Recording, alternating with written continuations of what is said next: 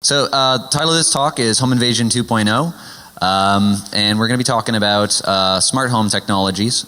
So we envision Home Invasion 1.0 as a guy breaking in a window and stealing your TV, you know, the standard sort of stuff. And Home Invasion 2.0 is what happens when you hook all sorts of things up to the internet that you really shouldn't, or that you really should think about a lot more. So before we start into talking about all this stuff, I'd like to take a moment to introduce ourselves and explain just very briefly why you are listening to us and not some guy trying to sell you water on the sidewalk about these devices. So my name is Daniel Crowley, aka unicornFurnace, and I am a managing consultant on the application security services team of Trustwave's SpiderLabs division. My name is Jennifer Savage. I am a software engineer and a security contact for Tabbed Out. We make a mobile app that lets you pay your bar tab with your cell phone, so a bit of a hard space for security. I'm David Bryan, senior security consultant with Trustwave SpiderLabs, penetration tester. So why are we here? We're here to talk about smart home technologies. And what I mean when I say a smart home technology is various devices in your home that are not traditional network connected devices like laptops and smartphones and printers and scanners and things like that. More odd, non-traditional devices. So we're going to talk about some of what those are in a moment. Does anybody here like science fiction? Show of hands. Excellent. So my favorite kind of science fiction is dystopian science fiction. And for those of you not familiar with the term, dystopian science fiction is about a world which has some sort of technology that has gone awry. Some dystopian science fiction is very serious, like 1984, although that's maybe not exactly science fiction. But some of them are very, very tongue-in-cheek. There's a movie that we heard about from several people where, it's like a smart home and it starts attacking and trying to kill the people in it. Like there's a scene with like a garbage disposal or something. And anyway, we have yet to see it, and if anybody knows the name of the movie, I would love to know that because I really want to watch it now. But anyway, what is it? Huh? Was it iRobot? Fair enough. Okay. Yeah, I didn't want to see that because it looked like they completely ignored Asimov's book. But anyway, usually dystopian fiction tries to serve as a warning for the future because science fiction so often becomes science fact. All of you probably have cell phones in your pocket. If you're smart, they don't have the Wi-Fi or Bluetooth enabled. And if you have a CDMA phone, maybe it's smart to just turn it off entirely. But anyway, so that was originally from the Star Trek communicator. So pretty badass, right? But science fiction becomes science fact, and dystopian science fiction usually serves as a warning to people who would make these technologies as to how they need to, the considerations that they need to take into account when making these devices. And unfortunately, the push to be first to market with a device with some new technology often gets in the way of listening to these warnings, making the important considerations, and this seems to be the case based on our research. So we took a look at a subset of the devices out there which connect to a network in your home. We're not going to be discussing every technology because there are a lot of them. And some notable ones that we did not include in this talk, there is an Android-powered oven, which, yeah, because there have never been any problems with Android, and an oven is perfectly safe. Mom, I jailbreaked the oven. So, smart TVs. There were some talks at Black Hat about smart TVs, which were kind of interesting. IP security cameras, but this is just a sample of these things. But and it's wide open. There doesn't seem to have been a lot of review on this stuff, so hopefully this talk will inspire you to go out and take a look at smart home technologies, if any, that you have in your home or maybe your friend's home. So right now on the market, like Dan was saying, we have locks, thermostats, fridges, toilets, lights and toys, but in the future, we're going to have entire smart cities. They're building one right now in South Korea. It's called Songdo. Cisco is involved in the networking there, but they're describing it as a place where you can walk up to a window. The window is actually a screen that you can interact with. You can call home, talk to your kids. The city will schedule your day for you. It will schedule buses leaving and arriving and everything. And I would love to go test that. I don't know about the rest of you, but I think it's an absolutely awesome place to go and hack if we could just get permission to do that, right? So I'm going to talk today about a toy that was in my daughter's room.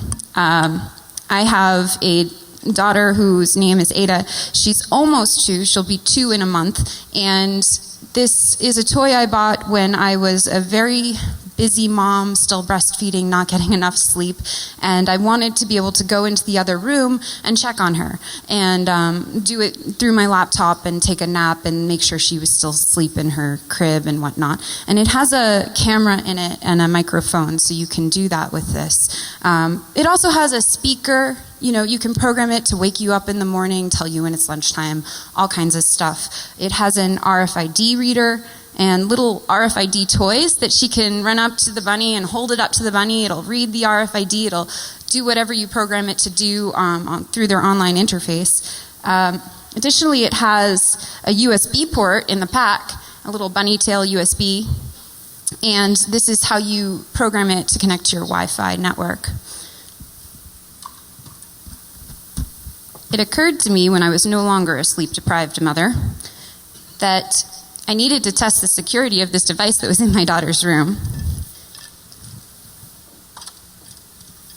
And I found a lot of problems with it. So the first one is that in order to set up the Wi-Fi network, you enter your SSID and password into their web interface. It's transmitted completely unencrypted, no SSL, to their servers. The API calls that are used in order to communicate between, for instance, the iPhone app, the Carrot servers, and the Carrots itself. It goes from the interface to the Carrot servers to the Carrots.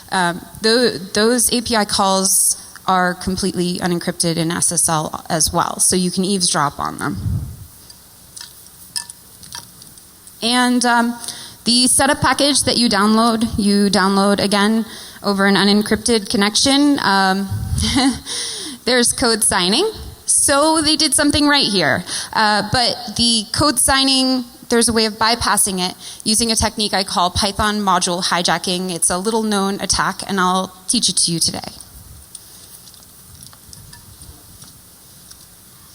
So what you're looking at here is a request made through the Carrots API for the video stream from the bunny. It has an authentication token, that's one-time use. It doesn't make sure that it's always being consumed by the same IP address, so you can just literally copy and paste it out of Burp Suite, for instance, or anything else, and put it into your web browser and spy on the video stream. That was the first major problem. I would do things like go to the coffee shop, open up the iPhone app, and check on my daughter, make sure she's still asleep, you know. And I would use the coffee shop wireless network without having tested to make sure that this connection was over SSL. So if you're a parent, you might be really scared to hear that was happening. I know it freaks me out. So here's an example of viewing the video stream just through the web browser. So if you happen to have a connection between the Carrot servers and the ability to eavesdrop on a connection between the Carrot servers and the person downloading the Wi-Fi setup script from the Carrot servers in order to set up their bunny, and you can man in the middle of that connection, you can replace the download, the download of the setup script with your own setup script, and in that version of the setup script, you can get around the code signing using something called Python module hijacking. So if you've ever done DLL hijacking or LD preload vulnerability, anything like that, basically Python has something called the Python path. And your Python path is a list of places that Python will look for your modules that you import. So the first place it always looks is the same directory that the script is in.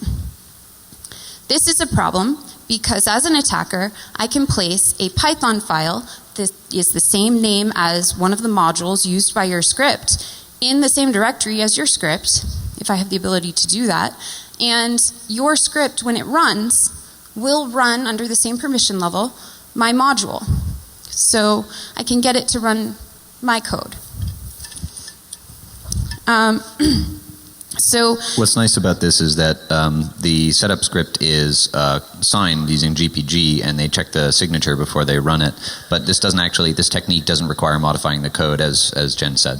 Right. So the code signing doesn't check the modules, so that's why this gets us around the code signing. Now, interestingly enough, the autorun Wi-Fi script actually uses a simple JSON it imports simple JSON. So, and then it never uses it anywhere in the script. It never uses anything from that library in the script. I don't know why it imports it, but we were able to just create a simple JSON.py file that did what we wanted and throw it in the same directory as the setup script we downloaded, and we had a bunny break.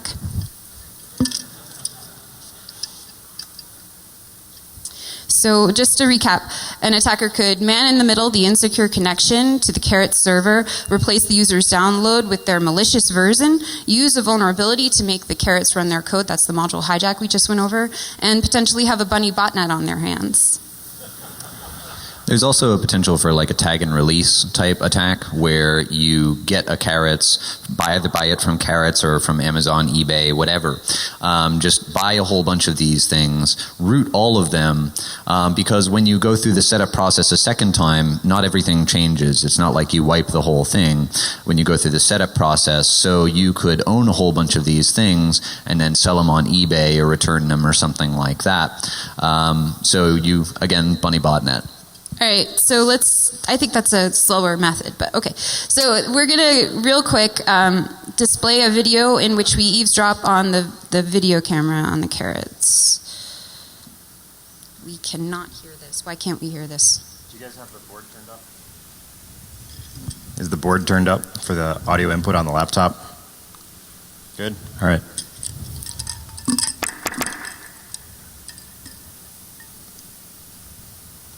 Carrots app for the iPhone, the Carrots controller app, and I'm going to move the Carrots' ears using the app.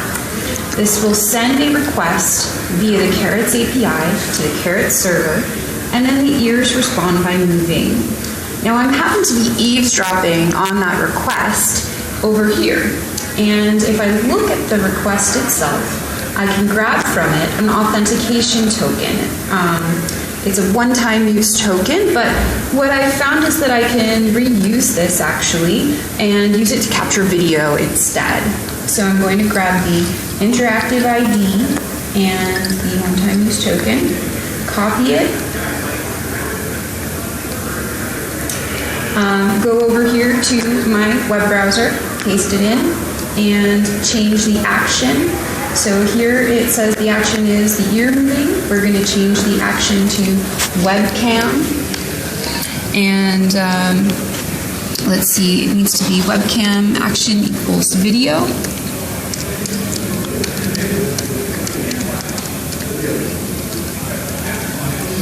Hit enter. And now, on the machine that I'm using to eavesdrop on the Carrots, I get a handy dandy webcam feed. Hi guys. So this is eavesdropping on the Carrots' Toys webcam. Suddenly the bunny becomes really creepy, right? I thought it was cute before. My daughter still thinks it's cute, and we leave it in her room unplugged, and she runs up to it and hugs it and stuff, and I'm like, thank God it's unplugged. But I wanted to mention the fact that if you're eavesdropping, there is a start and a stop request that gets sent as part of the API calls, and the token after the stop request gets sent, the token is no longer reusable. However, if you're man-in-the-middling the connection, you can drop that stop request and instead continually send something called a keep alive request. And then at that point, you just have control over the bunny going forward as long as you maintain your keep alive.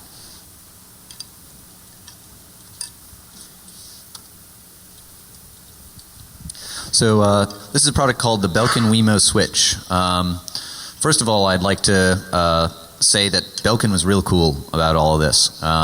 We were going to reach out to Belkin and tell them about what we found, but they actually fixed everything before we could even tell them about it. So good on them for that. And they actually sent guys. Yeah, thank you. Yes. And what's more, they came to our Black Hat talk and they approached us afterwards and they told us, hey, thanks for finding this stuff. By the way, we have a program where if there's people finding security vulnerabilities in our stuff, you know, we can get them products for free so that they can do more testing because they recognize that we're doing free work for them. Yeah, so thank you, Belkin. But the Belkin Wemo Switch is kind of an interesting little thing. It's a little box with a plug, male and female electrical plug.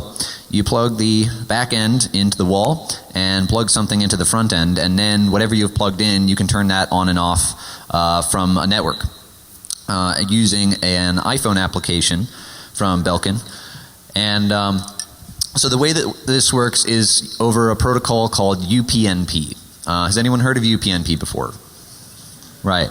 So UPnP was designed for network auto configuration, and as a result, you can't have like zero interaction auto configuration if you have to put in a username and password. So UPnP as a protocol does not require authentication. It doesn't involve authentication. So that's interesting, right? And so what this means, because the interaction is via UPnP, is that you can control the functions of this device as long as you're on the same local network as it. Belkin doesn't have what I would consider a proper fix for this yet, but what they do is in the iPhone app, they, as soon as you like use it for the first time, it tells you, hey, just so you know, anybody on the same network as this thing can control it, so be careful where you put it. So it's not a proper fix, but they're at least giving enough information to the user for them to make some security decisions or understand the potential risk that comes with being able to control this without any authentication. But on top of that, in an older version, they had a vulnerable libupnp library, which meant remote no-auth root. So pretty cool stuff, and this is just a little Linux box, it turns out. So you could turn this thing into a point of persistence on the network, and you know, a friend of mine I was talking to about this, and he was saying, man, this is funny stuff, because if you're a forensics dude and you're trying to investigate, you know, a breach, you're probably not going to look at this little box on the wall as the source of attacks. And this thing hooks up to your Wi-Fi network, so you could do maybe sniffing, depending on what kind of card is in there. I haven't honestly found out, but you could at least launch attacks from it if you were to compromise it. So interesting stuff there. And I'd like to show you a little demo here if it works. So the demo gods really hate me. So we're going to talk about the Belkin Wemo. I'm going to show you how to turn this on and off from your computer. So the Wemo is an electrical outlet that you can control over the network. And the protocol involved is called UPnP. So Nmap has a nice NSE script called broadcast UPnP info, which tells us all the hosts within multicast range that will respond to UPnP queries. So it gives us the descriptor XML file for each one. So I'm going to take that and feed that to a tool here.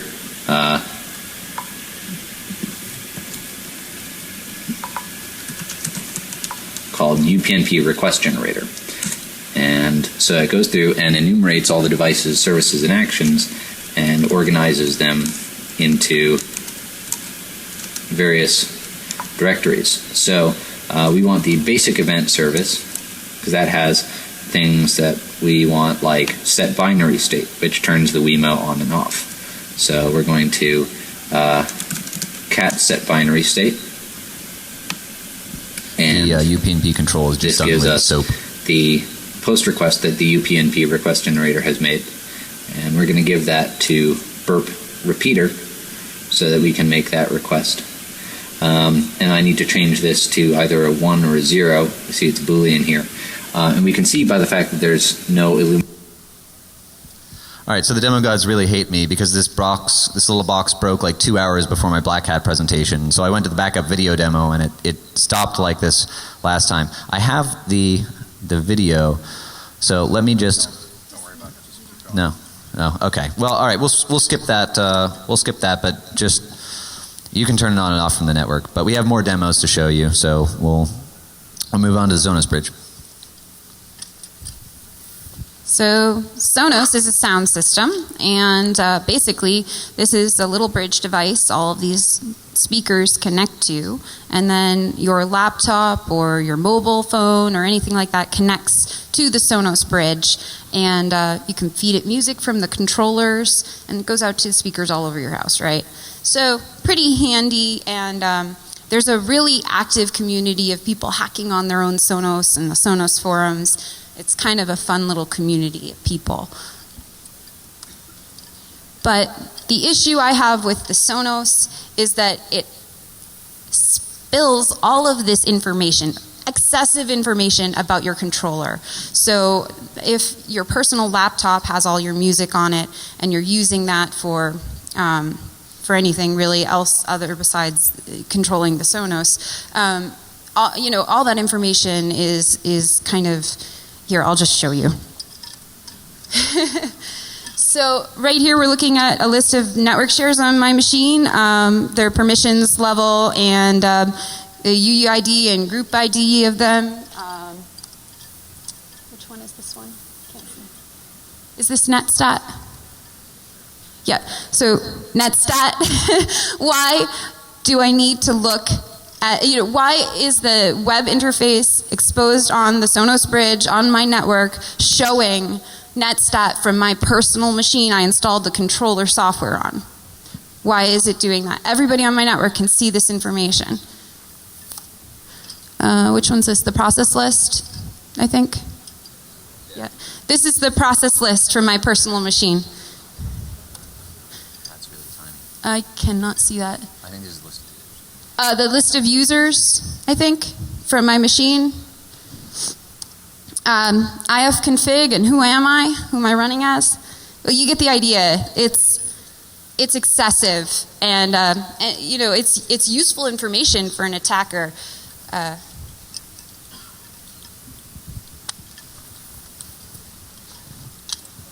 So we said there were smart toilets out there. Yeah, you called this one.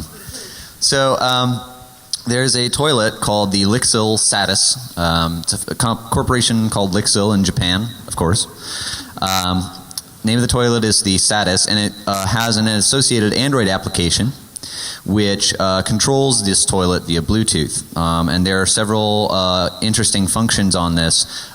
You can open and close the lid. You can make it play music. You control the flushing function. There's an air blow dryer from the underneath. There's a bidet. And so you can control all of this from the your smartphone. Now, as it turns out, there is actually no authentication within the Android application. We didn't buy a toilet, and I would have loved to make a bidet spray on stage, but it's like $6,000. I'm not buying a $6,000 toilet. But we took a look at the Android application, and there was no username and password. We took a look at the user manual. There's nothing for setting up a username and password. We looked at diagram after diagram of information on the control panel. There's no place to enter anything. There's like no keypad. There's just a series of buttons for basic things like flushing. And also, the app is weird. There's a default Bluetooth pin of 0000, and there's like a whole bunch of these. I understand why it's a poo, right? Because it's a toilet. And I understand why it's blushing and has arms and legs because it's Japan. But I don't understand the police hat. So this is a policeman, and there are several of these there are several of these policemen and police women as well in this Android application in a diary that or a log, if you will, of your bathroom activity. The jokes write themselves, they really do. I was trying to figure out a way to slip this particular one in, but I can't, so fuck the police. So anyway, so let's talk about the Insteon Hub. All right. Just for a minute, imagine though that like you're sitting on the toilet and it starts screaming at you and spraying water up your bum. Yeah. All right, so the Insteon Hub. I purchased this product back in December of 2012, so just last year. Got it, set it up on my network, installed it, paired it to a bunch of Insteon devices that I have. Insteon is essentially a home networking home control device, right, for home automation. Once I got it set up on my network, installed the iPhone app, then basically turned off the Wi-Fi on my iPhone so that it would take and go to the data network. Ran TCP dump on my firewall so that I could capture all the traffic. And what I discovered was very, very disturbing. I discovered, it has no encryption, right? So anybody in between me and the internet, which is a lot of people, could technically see what I'm doing, right? The other thing I discovered was that it has no authentication, right? Out of the box, this thing basically allows you to pull up a web interface and talk to it without setting any sort of authentication on it. So what I did at that point was I emailed support. I'm like, okay, here's this box. I can't put any username or password on this. How do I enable this? And they emailed back saying, oh, you don't have to worry about that. Right? You don't have to worry about that because the application, our cloud application, takes care of that. No, fail. So the other thing that this device allows you to see is time zone, right? Because you have to be able to set sunrise and sunset so you can turn on devices, at night when it's dark out. That was kind of disturbing to me because I also found people tend to name these either with their address or their last name, right? I did a little bit of Google searching after that in January and went, oh, this is really creepy. The fact that I could go to some city and basically find these devices and control people's home. Now you have to remember that this is also a device that can connect to garage door openers, door locks, alarm systems, motion sensors, surveillance cameras. I mean, it's pretty creepy. Now they did fix this in basically what I would call a product recall, because in March of this year I got not one email but 2 emails, and then shortly after that they followed up by actually calling me, which I thought was pretty weird. I've never had a vendor call me, right? And I said, oh, I suppose I'll take the new version. So I did grab the new version. And before we were preparing this talk, I think it was about 3 weeks ago or 2 weeks ago, I plugged in the device and started looking through it and went, oh, okay. They at least have auth on it, right? But it still lacks SSL. They have hard-coded a username and password that's base 64 encoded, and it's the Insteon ID of the hub, which is also the last 3 octets of the MAC address. Anybody see a problem with this? So I thought that was pretty bad. I mean, really what you could do is from the internet, because all these systems, in order to be able to control them from your iPhone when you're on the road, you have to port forward in that port, right? So from the internet, an attacker could typically or very easily run an attack that runs several days trying 16 million combinations. That's not hard at all. And I actually attempted this with Burp Suite, and it doesn't have any back off, so it kept going. It was like, oh yeah, nope, wrong pin, yeah. So anyway. So next we're going to talk about a little green and white box called the Verilight. The Verilight is similar to the Insteon Hub. It's another home automation gateway. It just hooks up your Ethernet network to your home automation network, whether that's with Z-Wave or Insteon or X10 or a mix of these, and allows you to control it. So it's a pretty neat device, and you can hook it up to a whole bunch of stuff. Again, door locks, garage door openers, motion sensors, carbon monoxide sensors, flood sensors, HVAC controls, all sorts of things. So a lot of stuff hooks up to this. And as it turns out, it's got a lot of problems. So just to start, there's no authentication on the web console by default, which means that any Tom, Dick, or Harry who can get on your home network can control this thing with a web browser, and it's just as easy as like click, click, click, click.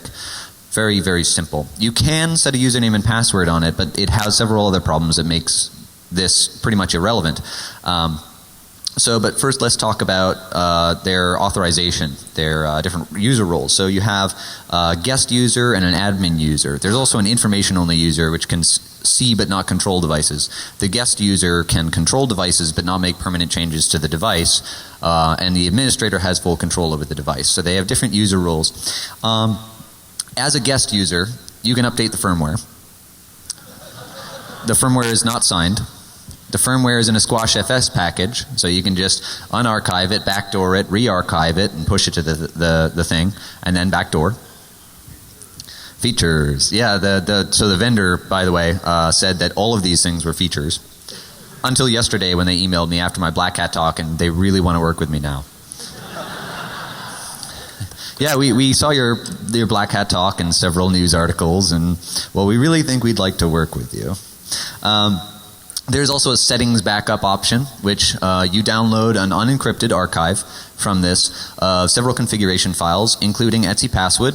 And in this embedded version of Linux, etc password also contains the hashes, so there's no shadow.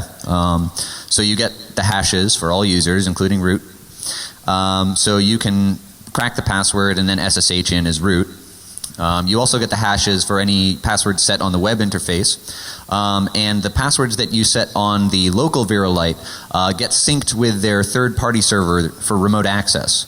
So owning it locally means you have control over it over the internet now. So that's lovely. You also have, and this is my personal favorite, a little bit of functionality which allows you to just test some Lua code. So you can run a little bit of Lua code on the device from the web interface as a guest. And can anybody tell me what user account it runs as? Root. So that's lovely. So there's also path traversal. So you can pull any file you want. You can get etc password, crack the hashes, SSH in as root. There's cross-site request forgery. So you could trick somebody into performing some of the more nasty functions on the web interface using cross-site request forgery. And on that note, there's also a UPnP interface, which even if you've set a username and password on the web interface, doesn't require any authentication. So you can control all these things. And there's actually a run Lua action on the UPnP interface as well. So you just always, when you're on the same network, have a way to control this thing to run code as root, just straight up code as root using UPnP. No username and password required, even if it's required on the web interface. So if that wasn't bad enough, they also have a vulnerable libupnp version, so you can root it that way. There's a server-side request forgery problem. So there's a script on the Verilight called proxy.sh, which basically just takes a URL, visits it, grabs the response, and gives it back to you. So you can use this thing as a proxy. And that's not so bad because, right, who cares? There's all these other ways to compromise it, and this is not a terribly big deal. It still should be fixed, but it's still not a terribly big deal. Now, the thing is, the way the remote access architecture, the way the remote access architecture works is that each Verilight unit makes an SSH connection to a third-party server run by the manufacturer, and that reaches out, and so when you do that, you port forward. It SSHs and port forwards a port on the forwarding server back to each Verilight unit. Which means that if you can bypass the firewall on the forwarding server, you can directly access the web interface, which of course means ownage. So it means that if you can bypass the firewall in some way, you can own every single Verilight that's out there. So that's not good, because firewalls are completely impenetrable, right guys? But they do at least have a firewall, which is good. However, the proxy.sh script that we talked about that allows you to use the Verilight as a proxy also appears to exist. Appears, and we can't test it because CFAA and we don't like prison. We can't test it, but there is a script called proxy.sh.php on the forwarding server, which takes the URL, and guess what it does with it? Same thing as proxy.sh. So there's a good chance that this is just a wrapper around proxy.sh or just recoding in PHP. Which means if they have the same vulnerability, then you can talk to proxy.sh.php and say, hey, I want you to go out and fetch 127.0.0.1 port whatever, which means that you can bypass the firewall accessing every Verilight. Now that's if they're the same, and I'm not sure, but it strongly looks like it. So just to summarize, we have 3 methods of authentication bypass. We have 7 methods to gain root. 2 attacks are remotely exploitable because you can use the CSRF in conjunction with the UPnP interface in order to launch attacks by getting somebody to click a link. And there's a potential for ownage of every single internet connected Verilight. So it's a pretty bad scene.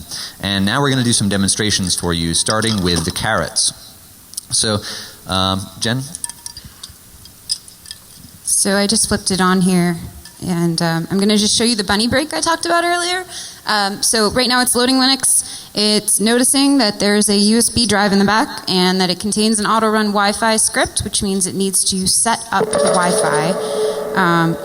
In a moment it's going to announce that it thinks it's about to set up your wireless connection, and instead it's going to play a script I wrote that plays lol.mp3.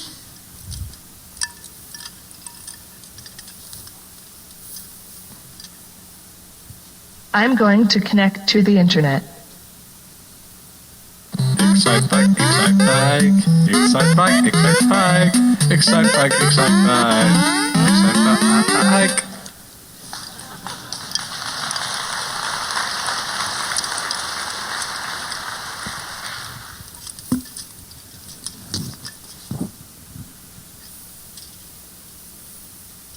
All right, we're going to hope that Burp Suite doesn't crash on us today. Ready? Ready?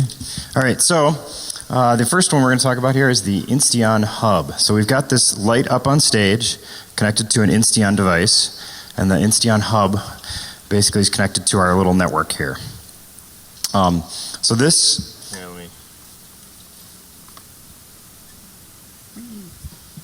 can everybody see that? Hopefully a little bit better. So this is basically a raw GET request, right? There's no video on the screen? Don't unplug it. Don't unplug it. That made Burp crash reliably.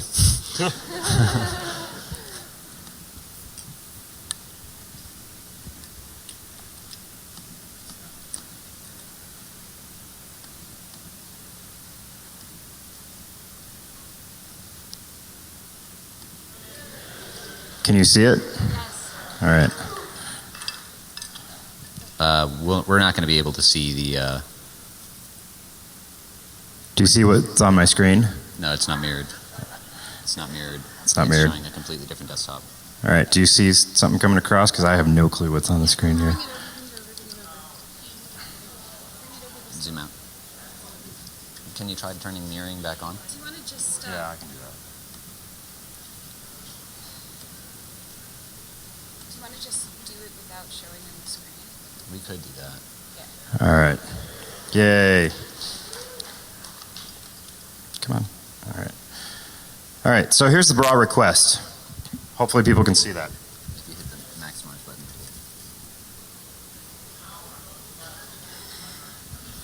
Zoom out.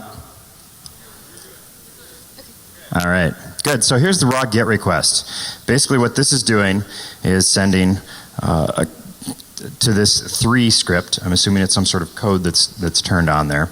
This request, which contains this device ID, right? This is the device that's sitting up on stage. So if we say go, turns the light off. No authentication, right? Yay, we've won. All right. I'm going to turn it back on and hand it over to Dan. Thank you, David. Remember Right, that can be connected to your lock. So, they say that if you put a gun on the table in Act 1, you must fire it by Act 3. We have a lock on this table. We don't have a gun. But we're going to lock and unlock this lock. So here's the lock, locked. And I can send a UPnP request here. And you'll note that there's no username, password, anything in here. And so I can hit go. And this changes the state of the lock. This is through the Vera. Yeah. Thank you. Now, I have one more trick, and I'm going to need a volunteer from the audience. Great. Thank you, Monkey.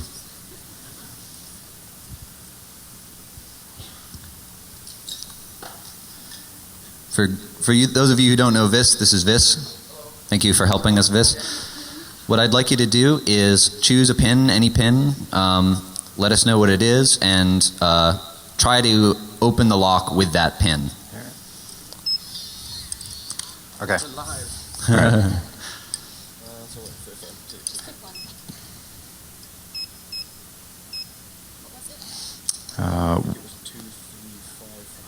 One, yep.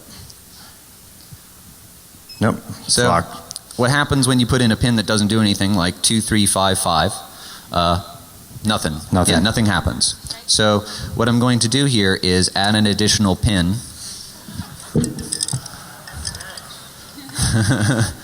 So, you said 2355? Yeah. 2355. So I hit go, and we'll give it a second or two to sync up with the lock there.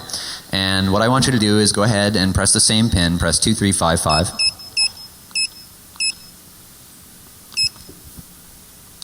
Let's try this again. No, hold on.